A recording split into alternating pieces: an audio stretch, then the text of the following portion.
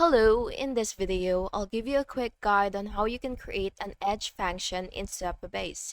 So first, you will have to make sure that you have the Supabase CLI installed and you're logged in. Then, from your project folder, you will have to create a new edge function using the CLI.